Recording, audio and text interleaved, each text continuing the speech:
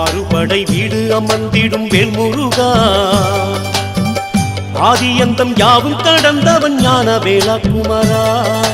செங்கதி வேளா சங்கரி வாழா பள்ளிமயில் மணவாளா, தஞ்சம் என்று உன்னை பணிந்தோம் தென்பழனி வடிவேலா. ஆறுபடை வீடு அமர்ந்திடும் வேல்முருகா, ஆதியந்தம் யாவும் கடந்தவன் ஞான வேலா குமரா.